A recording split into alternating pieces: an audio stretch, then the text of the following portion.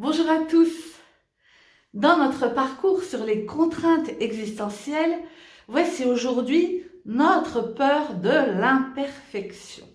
Nos difficultés avec l'imperfection, donc angoisse existentielle, contrainte existentielle de perfection ou à l'inverse d'imperfection, c'est la même, c'est les deux revers de la même médaille.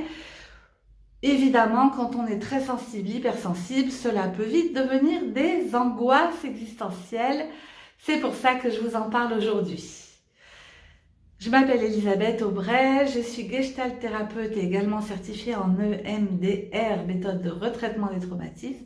Et en gestalt, justement, on parle beaucoup des contraintes existentielles. On dit que la gestalt est une thérapie existentialiste en référence à ces philosophes du XXe siècle qui ont décrit ces fameuses contraintes au nombre de 5. Vous retrouverez ça dans toutes mes vidéos. Aujourd'hui, je m'occupe du perfectionnisme.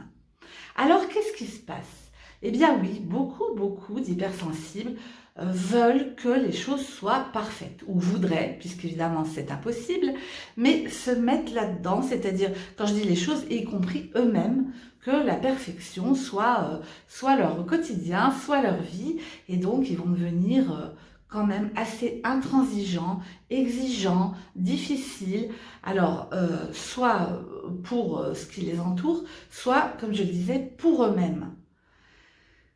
C'est une vraie difficulté dans nos vies d'hypersensibles. Qu'est-ce qui fait qu'on fait ça? Déjà, sans doute, rechercher de l'amour, qu'on nous aime mieux, que nous-mêmes nous nous aimions mieux, puisque si c'est parfait, si ce qu'on fait est parfait, ça va attirer, hein, on est toujours avec ce sentiment de décalage et on a besoin qu'on croit en nous. Donc déjà, avoir cette tendance, on croit que ça va nous amener de l'amour. Et puis une autre raison, à mon avis, c'est la sécurité que ça apporte dans notre tête, cette perfection, parce que finalement la perfection, ça bouge plus, c'est très stable. Et donc, on peut enfin se reposer si on est dans la perfection. Évidemment, c'est tout l'inverse qui se produit parce que la perfection n'existe pas en réalité. Et donc, on va être toujours dans la déception et la recherche et cette espèce de spirale qui se poursuit comme ça et qui ne nous laisse pas en paix. Alors justement, qui ne nous laisse pas en paix. Comment on le sait et qu'est-ce qu'on met en place pour en sortir? Alors déjà, comment on s'en rend compte? Eh bien, moi je trouve que la joie, c'est un très bon critère. On a de moins en moins de joie quand on est dans ce perfectionnisme. Et donc, ça, rendez-vous compte, là au moment où vous voyez cette vidéo, si vous vous dites, tiens, c'est peut-être moi, allez regarder de ce côté-là, parce que s'il n'y a plus de joie, il n'y a plus de vie. D'ailleurs, le perfectionnisme, quelque part, c'est l'arrêt de la vie, puisque la vie est mouvement. Et vouloir que ce soit parfait, c'est stopper les choses. Donc on est en décalage, et donc ça nous appauvrit, ça nous amoindrit. C'est terrible. Alors, je disais un critère, la joie, et puis évidemment, le grand critère, the universel critère, qui est l'amour.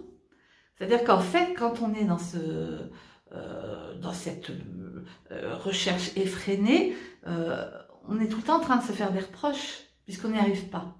Donc l'amour de nous, l'estime de nous, ça baisse, y compris dans nos rapports aux autres. C'est-à-dire que là, il y a une patiente qui m'expliquait comment elle a fait une crise énorme à son conjoint parce qu'il n'avait pas remis un pot au même endroit où il est d'habitude, et donc elle a besoin que les choses soient parfaites, et elle s'est rendue compte que en fait son besoin là dépasse l'amour qu'elle voudrait avoir et qu'ils ont déjà, et comment ça l'emporte dans autre chose.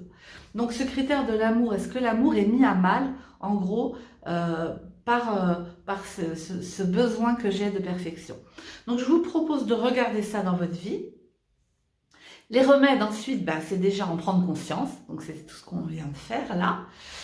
Et puis, se relier à soi, être plus à l'écoute de soi, de ses besoins. Je vous ai dit de la joie, de l'amour, où j'en suis là-dessus. Et la grande question, évidemment, c'est comment j'accepte les limites. Donc, questionnez-vous là-dessus et apprenez à faire des limites, vos alliés plutôt que vos ennemis. Et si vous acceptez que vous avez des limites, à ce moment-là, vous pouvez en effet bien davantage vous détendre et accéder à la vie. J'ai envie de dire la vraie vie, celle qui est là, et vous allez pouvoir du coup voir tous les bons côtés de cette vie. Voilà ce que je vous souhaite. Voilà pour notre contrainte de perfection qui, j'espère, va s'estomper maintenant. À très bientôt.